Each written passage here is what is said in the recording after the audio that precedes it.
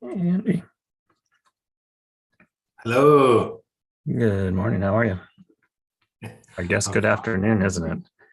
Yes. I lost track of Hello. that. Yes. Good morning. How are you? I guess Wait. good afternoon isn't. Oh, I'm sorry. Let me Yes. mute that. All right. Cool. It's good to see you. I'm gonna just go away from that opening screen, and we'll just see you this way. How you been?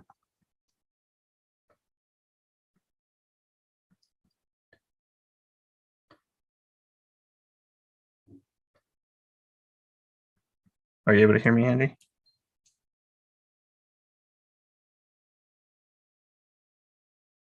I hear you fine, but I actually turned off my sound. I thought I was echoing. I wasn't No, echoing. it was me. I have the live stream up on YouTube, so it was responding to everything we were saying. So it was me. Got it muted. Are we live now? Yeah. Okay. That's something I still haven't quite figured out how to have the Zoom piece of it be um, where we can still interact, but on live stream have just the welcome message.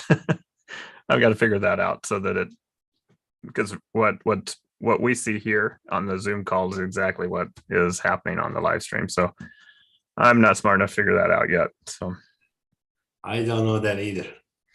yeah, there's got to be a way to make that happen because everybody does it the right way, and I just haven't figured it out. We did have several people sign up though for today, so hopefully we'll have some people come in. And um, I was gonna. Oh, I was just last time we did this last month was when I was in Omaha, and it totally messed up the live stream piece of it, and well, totally messed up everybody else coming into the meeting. So I'll have to apologize for everybody that tried last month and didn't make it. Yeah. It's like that was unfortunate. Let me just try. In the meantime, let me just set up a logo on my video stream because I have a Oh new yeah, toy. Toys for big boys. Look, yeah. Wait, watch my video stream now. okay. Oh, look at that. Nice, nice. It follows you. I love Yeah, it. it follows you. I got a new camera. It's like totally unnecessary, but it does follow you. When I present at other user groups and stuff, I've always thought it'd be nice to have a camera that tracks with you. this this one does actually. That's cool. It just zooms in a little bit and then Yeah, like yeah, it'll yeah, just right. follow. That way can kind of follow. Yeah, that makes sense. Yeah, very good. So you'll have to let me know what you think of it. Yeah, sure. Hey Heather, Katie. Hello.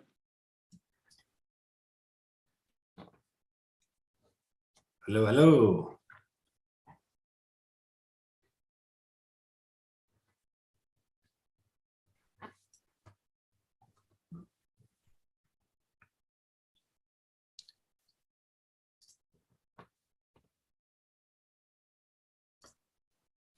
Well, we are at 1 o'clock, so and we've got a couple of you here, so we can kind of kick this thing off.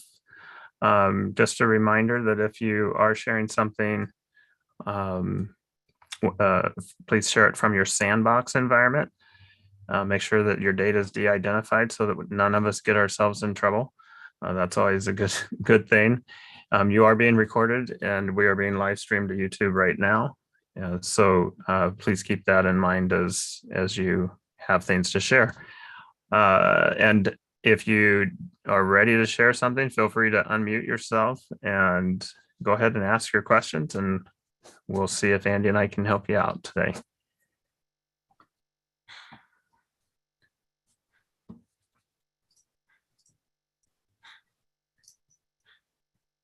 Katie or Heather, either one of you have anything you'd like to get some help with?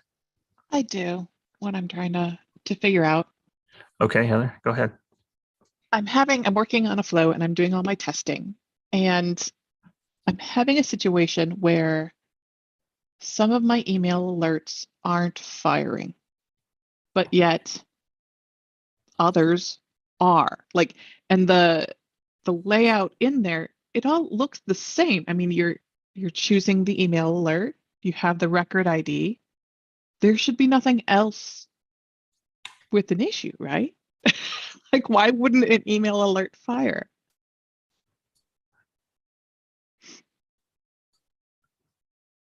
And you're sure it's going down that path? Mm-hmm. Yeah. And are you hitting any limits with the number of emails in going out of your system? No, I don't think so. Because it'd be going to You'd like, be sending a lot if you did. yeah, no. And it just, the fact that it goes through the one decision and skips it. I can share here for a quick I moment. was just just to saying, do show you have the ability to let us see it? Yeah. Let me know when you. Yep, Okay. yep, looks good. So I've tested for the not required. Uh-huh. The action happens, or the update. Okay. No email. But then what happens in this one? The actions and the emails fire. And then I've done it for the next. Both actions work. Email does not fire. But then when I get to the next decision, it works. The denied email does work.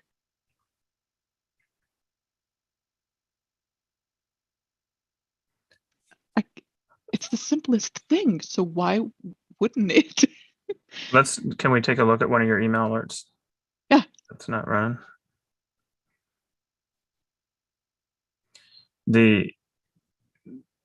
And then that's going to be pretty simple here, I think, on this. Okay. But can we that's actually why go? I'm like, it's not. Can we go to the actual email alert itself? Yeah.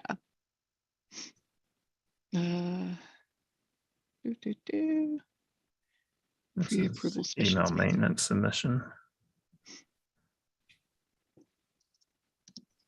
I've added myself to all of the email alerts. Yeah, that was kind of my next thought was, does the email have a valid recipient? Yeah, I mean, I'm on everything. What was the email alert for it? It was the pre-approval submissions email.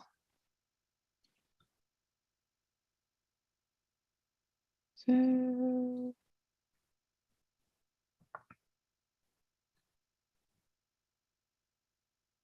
I think this was the one. So you've got me. And I'm a user, so it's not even like the additional emails. Right. And Matt and Erica, are they active users as well? They are, but they're invalid in this sandbox. Oh, data invalid in the sandbox. Okay. Yeah. Yeah, I'm the only person that's getting these emails. There's an email log that Salesforce generates as well. Any chance you've looked at that to see if they're going anywhere? Yeah, I guess I can check that one. And did you have any other brilliant thoughts?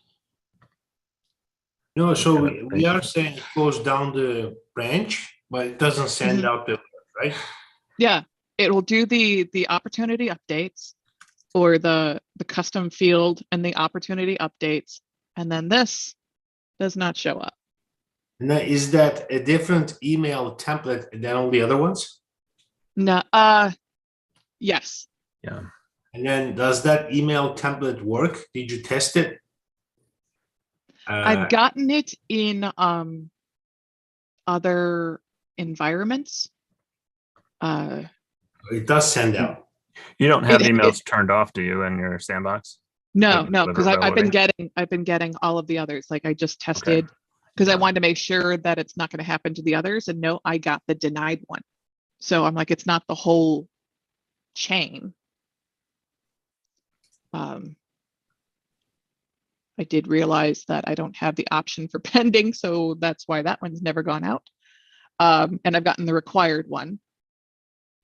It's just for some reason, and I haven't been able to test this one yet. These two aren't.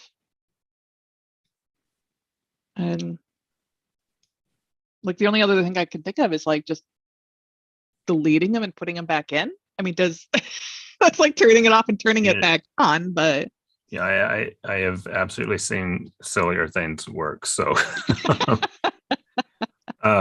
the other thing that I would check is your email log. And if you go into setup, there is an email log. I didn't think about files. that one. Yeah, I've used that for other ones when we've had to learn that things went horribly wrong and we sent out a massive number of emails. Yeah, that would be interesting to see if it's picking it up. And why are you using email alerts? Did you try anything else? I needed to add in some approvals to this process. So right now I was just changing this from like a 60-step process builder into flows. So I wasn't changing that kind of alert yet. Okay. Right now I was just moving it into here and making sure that it would work, because it is a bit elaborate. So, yeah, you got a lot of emails in there, don't you? Yeah. I mean, every time it's an approval or deny or a pending, you have an email alert that goes out to multiple people.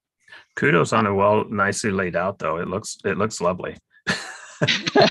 I had people say, like, can you use, subflows? But because they're all record trigger, I wasn't able to figure out the subflow yet. Yeah.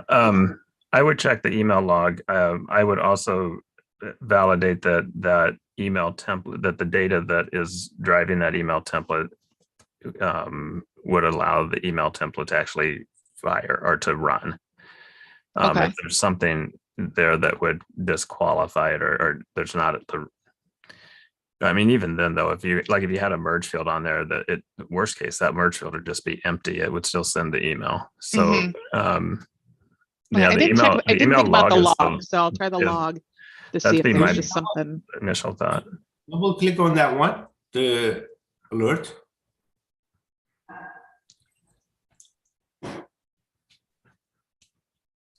So what's the record here? So the record would be the pre-approval form. Pre-approval form. Yeah, that's our custom. Our custom object. Is that what the alert is expecting? Yes. How is the alert set up? They are all set up like that, I guess. The other ones work. Yeah. They're all. They pull the creator, the opportunity owner, whoever is that next person, to do the approval if it's that level. And I'm assuming that those email alerts are the same ones you had on the process builder that you're moving over. Oh yeah, I didn't. And they work totally fine over there. Yeah, I made one new one, which was for this level that I had to add in. Everything else is from before. And one thing I was hoping to fix before is they were actually getting this email alert twice in a row, because it was. Oh, sure.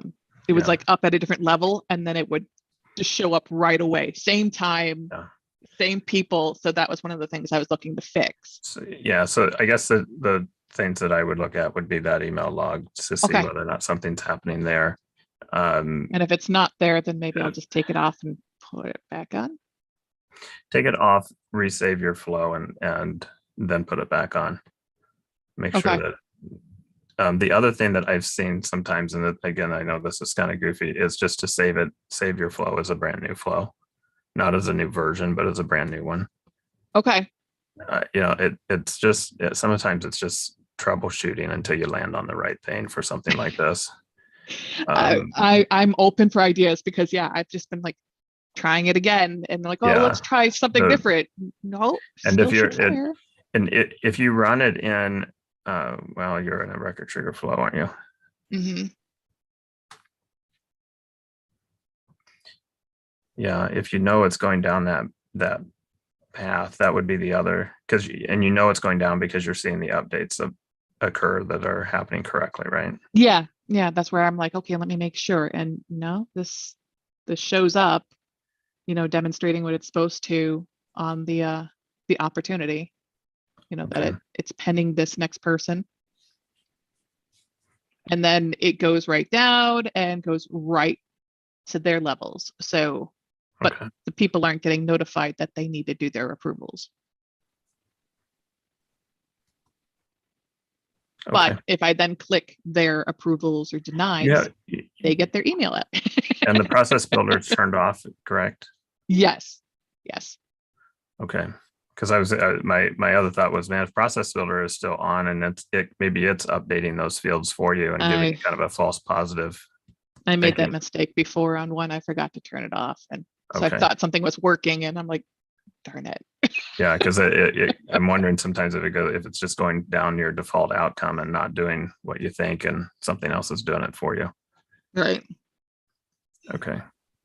Well, And hopefully that typically gives you a these couple are only things. used when the next person does their approvals.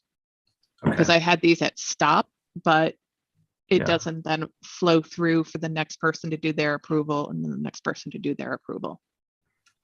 Okay. And while Well, I was really let hoping us for know how that turns Orchestrator, out. that Yeah, I'll be curious.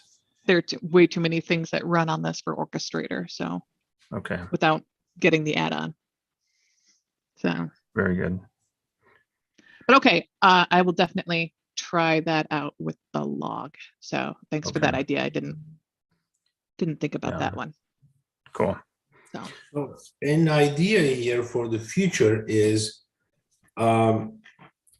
you could use the send better email unofficial SF component.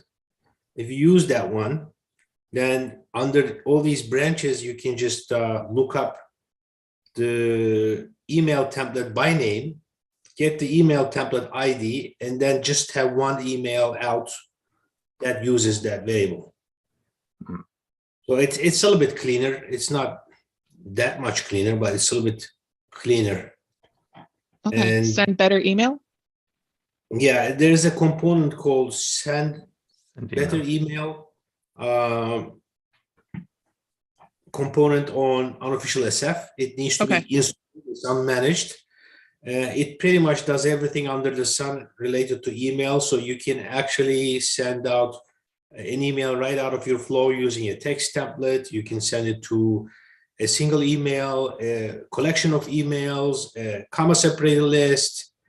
You can send it using organization-wide default emails. Okay. Or just the current user.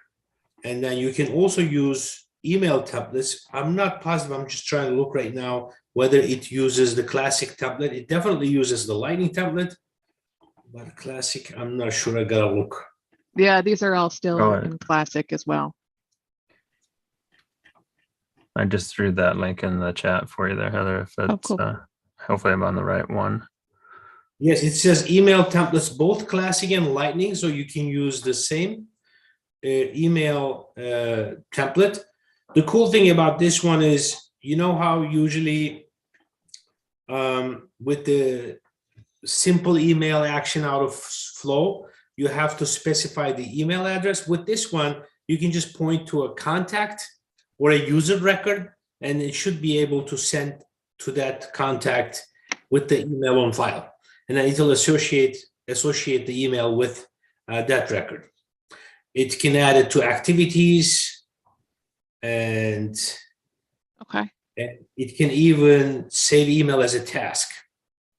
With some of the unofficials being outside of the app exchange, have any idea on like the security issues with those? These are open source solutions. It needs to be open source. I'll just look. So if your organization doesn't allow that, you can't install it. The main difference here is that it didn't go through the Salesforce security reviews. Okay. But most of us use these. I mean, I use them. Okay. And we have experienced any problems with. It's just being able to explain it if somebody asks me. You know, I just don't want to be like, some organizations won't allow you to use them. And the other thing is you have to do your upgrades manually. If there are new versions, it's not going to automatically receive upgrades. Okay. Got it. All right. That's a great idea. I'll Very take a look good. into that. Definitely. Thank you. Awesome. We've got a couple more that have joined. Thanks for joining, guys. Anybody else have a question on Flow you'd like some help with? Feel free to unmute and ask away.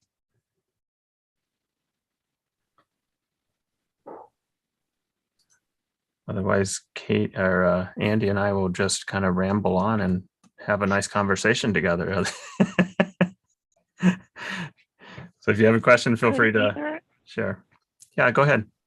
Could either of you go into and maybe show a little bit about how to go about it? The new run tests that are in beta. So like for Heather's example, to maybe save her on debugging hers, how do you go about setting those up so that you don't have to do so much work to test your flows? Have you played with that, Andy? No, I haven't touched it yet.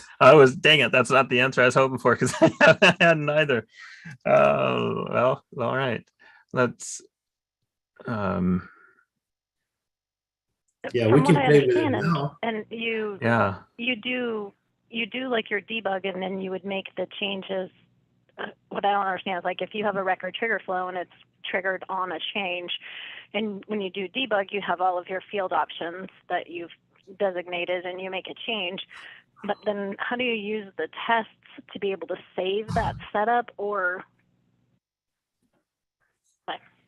maybe also need to read up on it a little bit more. First of all, let me share the concept with you as far as I understand it. So this is similar to the text class functionality that you have on the Apex side. And it is supposed to help you facilitate to set up tests in advance that would ensure that you have test coverage on your flow. So if your flow has very many branches, it's going to take you maybe 10, 15, 20 different tries to try and go down through all the paths, right? All the combinations. And with this one, you can actually test one record. And then let's say that one went down one of the 20 paths. And then you can actually save that one as an assertion, a test assertion. And then you can capture that. And then you can do another one and capture that. Or you can just design it, build it as a test, and then you can save it that way without even debugging. What that's going to give you is you can actually run and rerun those tests as many times as you want. And as you're going through releases and you're changing, let's say, a part of your flows, it is ideal for you to rerun all your tests. So it's going to give you the ability to do that. I'm not exactly sure it's going to give you a lot of efficiency and speed doing it the first time, though. That's why, I wanted to explain that. It's not really going to make your life that much faster or easier doing your tests initially, but it's going to be more systematic. And every time you run it and rerun it, you're not going to have to do additional work. It's just going to validate that your flow is producing the result that you expect it to. Exactly. So there are components to it. One is the assertion and the outcome expected, or the condition. What are they called exactly? So yeah, in Apex it's called an assertion. I was trying to see if I could find one of my orgs that actually has this in it, because it's still beta, as I understand. Yeah, it's beta. So to generally talk about that again, maybe we talked about this one before, but it's very important. What does beta mean? Beta is the type of functionality that Salesforce puts out for us to try. And it also means that they can back out of it anytime they want to. So they need to. So it means if you start building that functionality, you should be aware, or you should accept upfront that functionality can be taken away. So often I won't play with that functionality very early on, and I definitely won't teach it. So that's why I haven't played with it yet. At some point I'll play with it and then, do a teaser about it and things like that, but I haven't had a chance to do that yet. Yeah, and I don't the org I've got here does not have it in, but I can at least share my screen with how it looks, where they're headed anyway with it. So yeah, I looked at it during preview, but it didn't really behave the way I expected it to do, and yeah. I didn't really play with it much. Yeah, so yeah, I don't know if this is helpful or not. If maybe you've already looked at it, but I'll throw this in the chat window as well, so you can potentially go out and see this. I don't know. Let's see. Does it indicate who has access? Customers may opt in. It's not pilot, so which means Yeah, if you accept the terms, you're gonna all use it. Yeah. So it's not limited pilot beta. It's not closed beta. It's open. I think anybody can use it. Maybe subject to I think so. Yeah, it sounds though like we have to enable something here though, Andy. Is that usually, yeah, usually there is a place where you accept the beta terms and you turn a slider or something, but I don't know where that is or if that's there. Yeah. Has anybody else on the call played with this yet? Or I think that starts up when you click the view tests. It kind of does that. You accept this situation. And I just backed away because I wasn't. Oh, right here, view test. I was too nervous. Yeah. Okay. So it's right there on the screen of view test beta. And if you click into it, it'll give you the little comment, view agreement and whatnot. So how do you, I guess my question is, how do we get to that screen? So if I were looking at, if you're in one of your flows. Yeah, so that's do you have to debug it and then? No, it says view test. Like it's got the buttons are the run, debug, and then view test beta. Okay, yeah, and I don't see that. Yeah, so that's. Is it in your process automation settings maybe? Do they have something there? Turn on.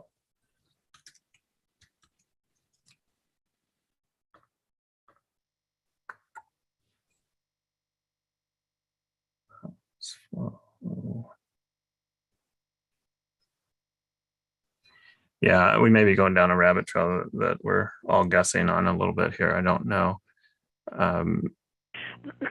That's okay. I was thinking in terms like when you listen in on Salesforce's release sessions and they give best practices for testing release. And lately, they've been saying more and more to use automation to test your flows. And I had thought maybe this is what they were implying because I wasn't clear how to go about that otherwise. Because we would like to have some type of more automated, less human intervention in our testing because it's quite lengthy on some different things. And I wasn't sure, maybe others have best practices on how to use Flow to test out releases. I personally when I first heard this, I thought, well, this is awesome because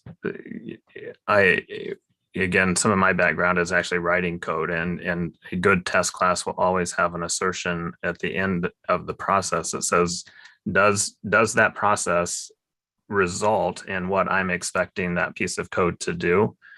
And that's really nice to have, initially when you create it, because then you know that it's working the way it's supposed to. But then 6 months later, when you've got all kinds of other new things that are introduced into your org, you can still have processes that run that test.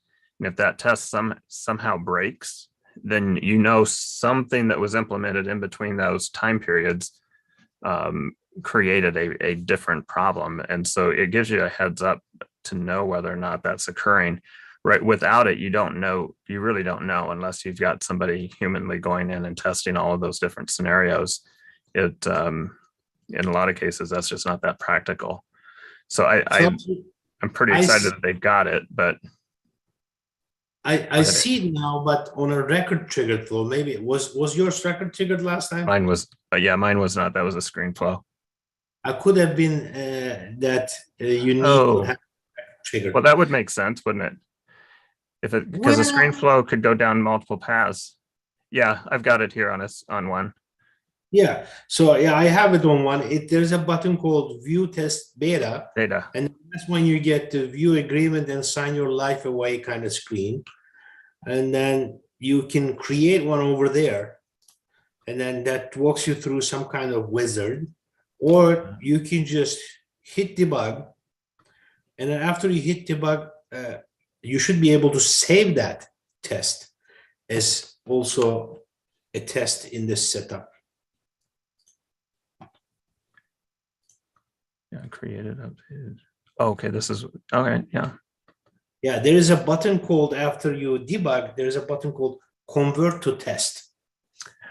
Very nice. Okay, cool. So yeah, you're basically defining when it runs on that first screen. You're establishing what your record, your input record is that it's running against. And then that last screen here is the assertions. That's where you're defining what the expected result is, or results if you had more than one. Yeah, and in your assertions, yeah, go ahead. Go ahead first, Andy, and then I'll make my comment. Yeah, I was just going to say, in your assertions, it looks like you can use the resources and say like, okay, this resource needs to equal to this, like meaning, okay, if you run this test on this record, then the count needs to equal to 9 after you're done, whatever, you know, and that would be, and then you can attach a custom failure message to that saying, you know, the count needs to be 9, it's not 9, whatever. Yeah, whatever it is that you needed it to be there. And my guess is setup. Yeah, my guess is we've got access to any of the variables that are established in this flow. This flow's crazy simple, but yeah, that's pretty cool.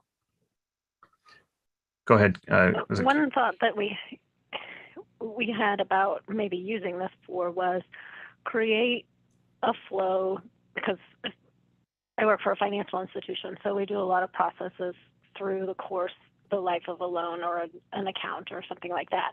So we have various flows that happen at different points in time to keep out, you know, human mistakes by putting in default values and stuff like that. And so we were thinking, when we have release, if we created a flow that maybe was, but I don't know, it would probably still have to be on our main object, but to call all of the other subflows that might happen and then create a test that would fire off all of those so that we would know life of that process, would everything that we have in place still hit, still update, still send notifications, all of those kinds of things, and use it more to debug them all at once as if it were real world processes, because there's also, you know, different points be doing them at the same time. So I was trying to think how we could use that, if it's possible to use that, to again cut down our human time every time, you know, there's a release done, because our organization does them. A software that we use on top of Salesforce does them, and then we have Salesforces. So we're kind of testing releases every 30 days and are looking for a better way to do that more efficiently. Well, I mean, if you are in that kind of position, I would highly encourage you to reach out to Salesforce. In fact, usually with beta functionality, there's a Trailblazer group that's set up with the product managers. And then, you know, you should definitely constantly communicate with them to, you know, get in your asks and understand if there's a bug, report the bug and things like that. You could, I mean, if you have the bandwidth, experiment with it that way, I would say.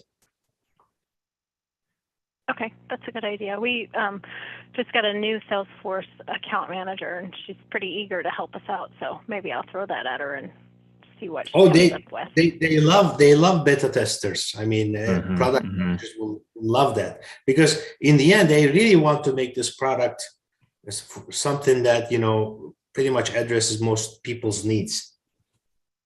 Mm-hmm. I'm not reading anything that makes me sound like you can automate the kickoff of these yet. It seems like you still have to run it. How do you run the test then?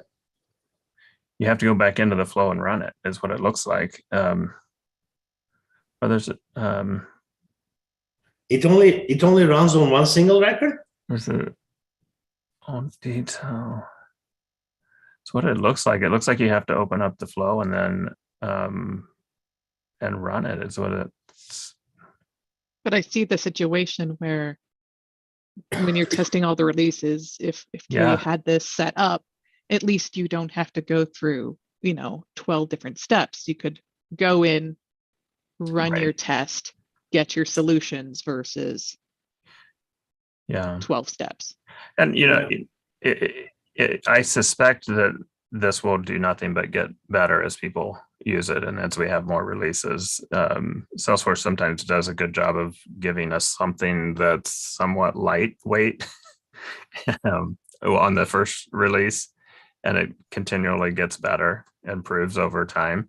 So I think I would definitely, and I think I'll do this myself as well, start playing with this a little bit more and just kind of seeing what it can and can't do for us. Because I personally speaking, I think the ability to validate our flows is just good practice. And definitely. And I'm with Andy. Definitely. I know, up front it would take, time spent, but I'm just envisioning the time saved once you get it all organized. Oh yeah. Or have some kind of a set that you do whenever there's a release. See, look, you can actually point your test to a record, right? And then you should be able to create multiple tests, meaning each test will point to a different record, which means even if you have to go in here, you could actually give this to a junior person or an intern saying, okay, I want you to run all these tests, just check them on this list every time there's a release, if you designed it beforehand. And then if you have test data that is dedicated to this, right? So it could work. It'll be much better than what we had before. Yeah. And I have juniors, and that's exactly who I want to give it to. Yeah. Good. It's a good way for them to learn. Excellent question. Another question related, not related, and with the recent development of Flow Orchestrator, can you kind of talk about the differences and maybe the benefits, and when to go that way versus flow builders?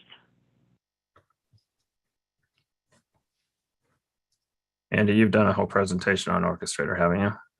Yeah, I can talk to that. So yeah, I would say you know that pretty well, I think. So the Flow Orchestrator is generally available now. It's still a little bit rough around the edges. In general, it is a very time-consuming, difficult exercise because the way it works is we have steps and stages inside an orchestrator, and these steps, each step has to be one single flow. You can have two different type of steps. One is the interactive step, the other one is a background step. Interactive is screen flow, as you can imagine. Background step is an auto launch flow. And you can have a record triggered orchestration, or you can have an auto launch orchestration, and exactly, those things are exactly what you think they are, very similar to flow. But in any case, like to build a fairly sophisticated, like a good use case orchestration, you usually have to build, like, let's say 10 flows along with the orchestration itself. And then you have to kind of plan it out, plan input variables, output variables, and I call that crochet. Like you have to you have to bring the whole thing together. It's time consuming. So there have been comments about when to use, how to use orchestrations, and people have been saying, okay, this is a supercharged approval, or it's flow of flows. What it really is it's not for simple things. Like if you have like a production facility where you take orders, you produce something, and then after you produce it, you ship it, things like that. You go through multiple stages. That's when you can start playing with orchestration. because technically it gives you two things that you didn't have before. One, you never were able to schedule screen interactions. With this one, you can, meaning your screen flows can be dependent on, let's say, record updates happening or like another screen flow completing. That would be one area that this could be very interesting. And it also allows you to run things in parallel, not only in sequence. You can actually branch out of things, and then you can bring those things together. So in regards to approval processes, it's actually not ideal for approvals at this point for some interesting reason, because it doesn't lock records. So you can, it's usually like meant for, I think, for lengthy processes where, throughout the lengthy process, things can change. So once you start an orchestration from beginning to end, throughout that journey, records can change, record owners can change, the account that's related to that opportunity could be changing. So you should factor in all that as well as you're building this. So yeah, I mean, it's useful for some cases, but right now the verdict is not completely out on when to use, how to use, when it will be the most efficient, and the tool is still being developed. And finally, it is not a free tool. You get 600 runs per year. That is, you pay for actually for each orchestration that starts. It doesn't have to finish. You pay for each orchestration. You don't pay the first 600 every year, and after that, it's, I think, $1 a run in batches of 12 or something. But if you buy 12 runs, you pay $12 the first year. Nobody's going to stop you if you run like 1,000 orchestrations. But the next year, obviously, your account executive is going to check with you, and then you will have to buy more. So that's the normal routine. I just threw a link in the chat that is Salesforce's official answer between what's the difference between Salesforce Flow and Orchestrator. So if you're curious how they would answer that it's still not overly clear, other than my basic understanding of orchestration is that it's just much more complex processes. Some of the list views and things that come with it, though, got me briefly very excited. So you could see, like, in my massive approval thing, whose state it's in, so that you could do different filters and things from that. But yeah, that was that 600, and then it just builds after that. And when it's an approval process, we do many of these, but some of the visuals of it and being able to change. So if somebody's out, if somebody resigns, you can go on to that list view and like change it from, Joe to Bob. And that is awesome as well, versus having to hunt through and go through that process. But there are some perks to it. But yeah, that pesky little 600 is the problem. Salesforce likes to make money. Oh, well, yeah. It does well with that. One thing I forgot to mention, obviously, it allows you to schedule those screen interactions to be run by individual users. You can target the user. We've never been able to do that either. So you can target the user, you can target the queue, you can target the public group. So those are the things that you have. Yeah, some of the stuff that it comes with is pretty good. Some of it is just like not customizable. For example, they have standard emails that go out every time an approval is assigned to somebody, like a work item, and then that you cannot change. It's just standard.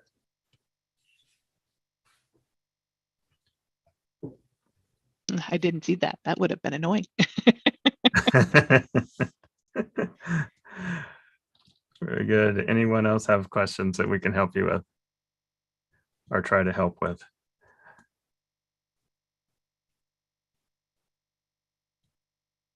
Along the line with the orchestrator, going back to like actually not orchestrator, I'm sorry, but like debugging. so when I'm doing like this large process, I debug it, I activate it, I run it, and then I do the next step, and then I debug it, and then how does the update debug really work? I don't think I've had a lot of success with it. I just keep using created. Can you talk about the update debug? Oh, gotcha. So when you Like the on record triggered?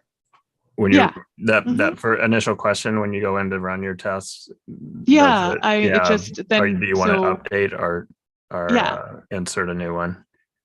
The update, when you click the update, it's going to give you your field, your input field, and it's going to give you all of the fields that would be a part of that record on the screen. It's not going to match your page layout. It's done in some, I don't know, random order or maybe alphabetical. I'm not sure, but all of your fields are going to show up on that page, and you would just simply edit the field that would cause your record to your record trigger flow to fire, and Okay. just make the change. So yeah, just click on it. You'll see a record, make the change that should trigger your flow. Okay. So do like credit update, like it approved, and then the next level I would do their level. And so then when I debug it again, I would have to do like the 3 levels of approvals to see, or 3 levels of responses. Does that make sense? Yeah. I mean, yeah, are you thinking back at that flow that you shared with us earlier? Yeah, just as I was going through, to, because I kept looking at the updated and I kept getting confused for it. So I just kept doing it as created, and then I would activate it and adjust the next thing and go through that way. You can do it. You can absolutely do it with that update, and just make the field change that would cause it to go down the branch that you're expecting it to. And it should run. Yeah. And then the next time you just update it with the 3 if you're in it. Like, so yeah, you run it off of the 2, then you run it off of the 3 and so forth. Okay. Yeah, okay. I'm not sure what you mean by the 2s and 3s. Oh, just if this person made this response, if this field now has this, then this field will now have that, because this is just an elaborate approval sort of process. Okay. Yeah, because you had that at multiple layers, didn't you? So yeah, you'd have to put your edits in that would cause it to go down that first branch correctly, and then whatever you needed it to do to go down the second, and of course all the way down through the process. But yes, right.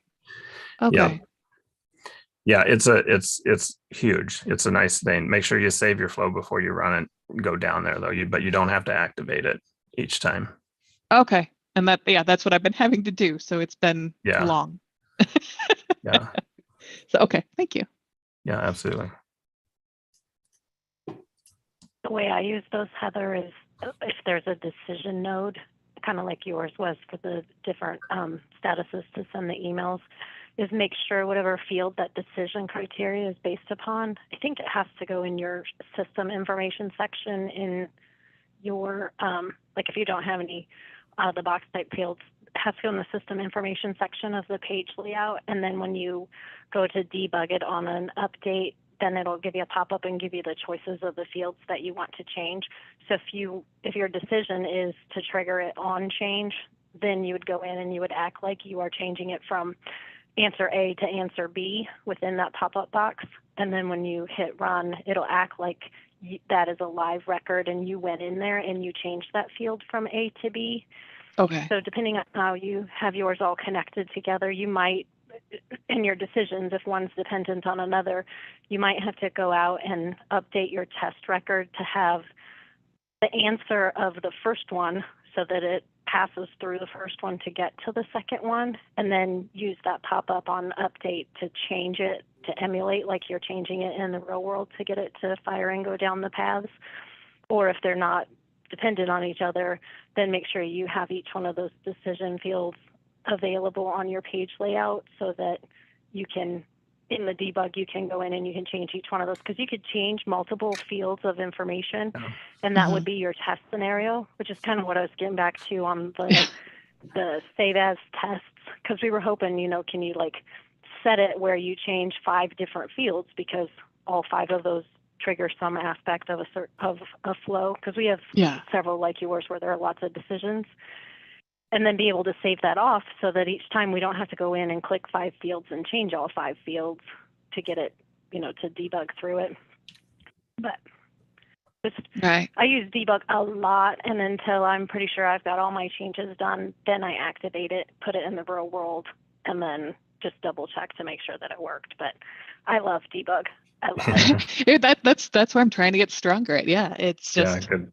when it was failing on me, I'm like, all right, I'll just do this the long way. Yeah, good advice. All right, thank you. Alex, RC, anything that we can help you with? Just kind of checking it out.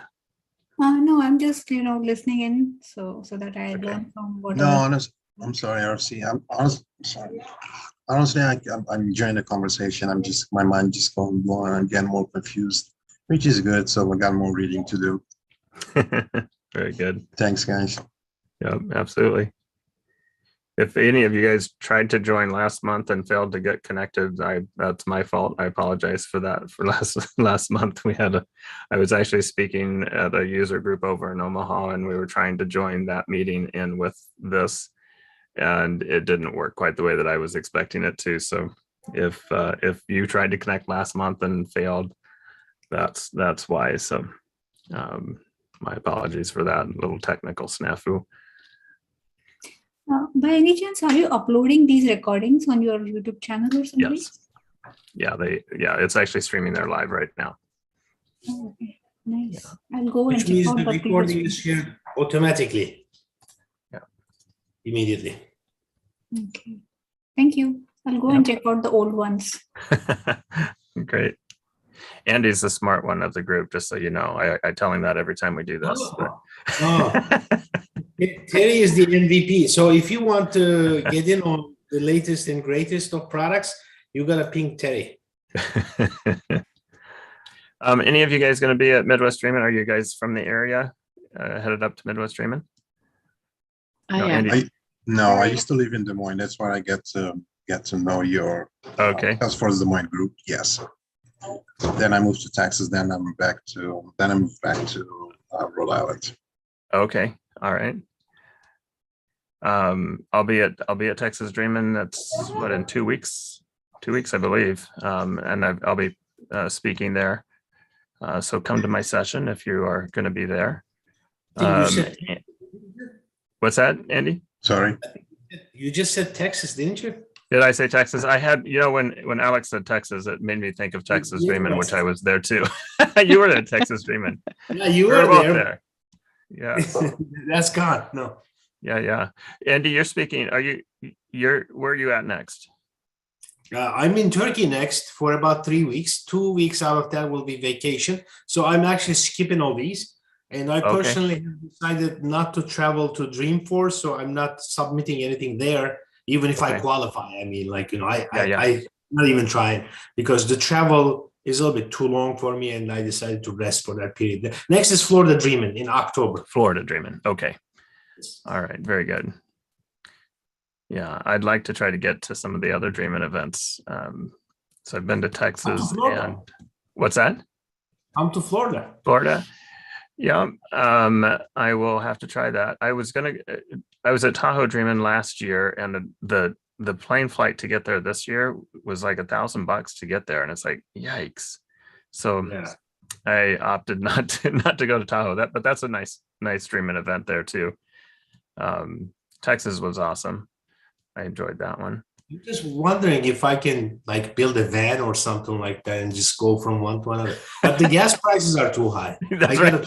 We'd have to carpool. You just make a path to pick everybody up, and then we'll all go together. You'll get a bus though if you need to do that. Yeah.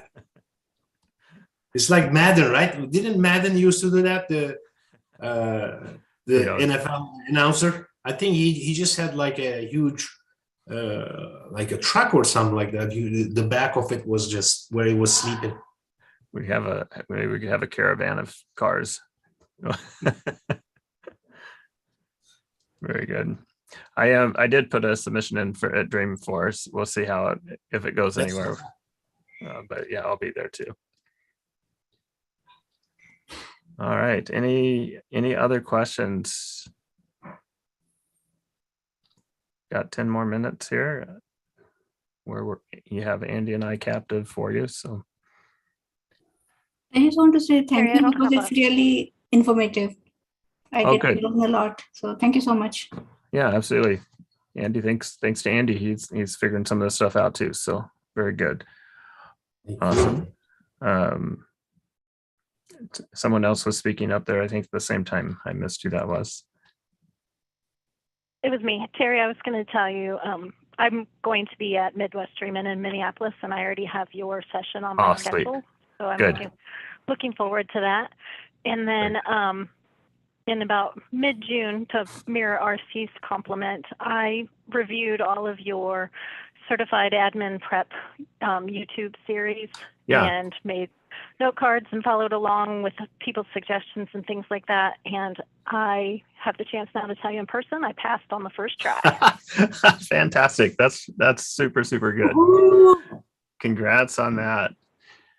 I'm doing another platform app builder one with DMAC, which is our community college here this fall. So I think it's August, starts in August. I forget the date, but if anyone is interested in going through a study group on platform app builder, that'll be starting up in a couple months. So are you going to do one for an advanced certified again? I know I was going to tell your other advanced is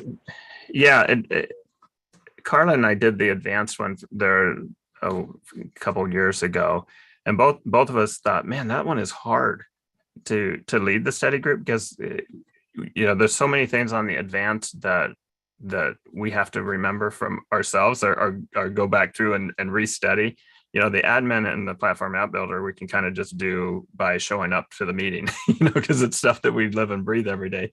And the advanced one was a lot harder for us to pull off, because the group looks to us to kind of help, be that expert guide on that. And while a lot of the things we will know, off the top of our heads, are some little nuances in that advanced admin class that we have to stop and look up to and kind of say, gosh, it's been so long since I've done that. How does it work? So it's a little harder. The answer is probably, but I will want to make sure I have a co-lead on that one, just because it helps to have somebody else, another brain there that can help answer some of the tougher questions when they come up.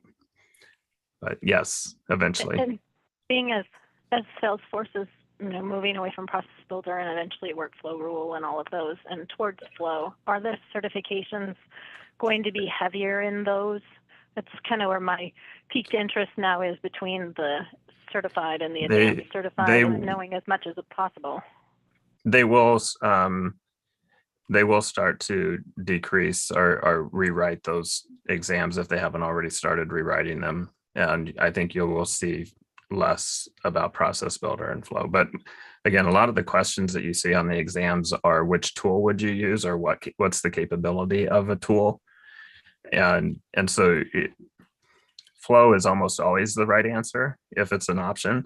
But if it's like a multiple choice, it's I think what we're going to end up seeing is more, what is flow capable of type questions, as opposed, or which type of flow would you use to accomplish something, as opposed to some of the more generic ones of which tool would you use to do X. I think it's going to, and I'm speculating just from my own experience with helping on some of the exam writing groups, that it will probably become a little bit more detailed on some of those questions when it comes to automation. So yeah, I think you'll see it rewritten if it's not already in the process. Next session, I can think of and bring some, because I find I know what I know about flow, and so I use it. And then one of my peers comes up with a flow, and I've added all this other schmancy stuff that they've learned about. Yeah. And I think, darn it, I wish I knew more about, when to do what and make my own life easier.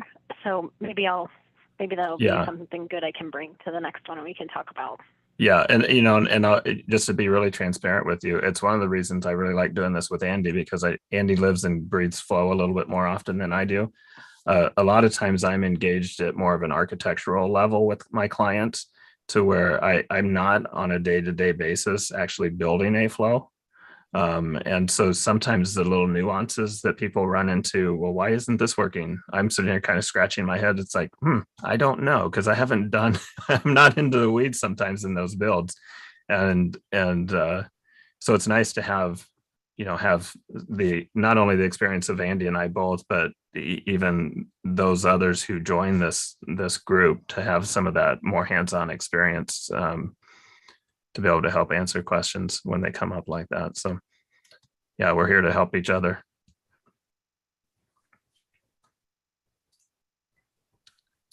All right. It's about that time, Andy. Yes, I think we should say goodbye. Yeah. All right, guys, we will see you next month. Share the fact that this exists with your friends and colleagues so that we can continue to see it grow. Andy, thanks so much as always. You're awesome. Thank you. Look forward to seeing you whenever down the road again. So, all right, guys, have a great afternoon, evening, morning, wherever it is you happen to be. All right. Thank you. Yep. Take care.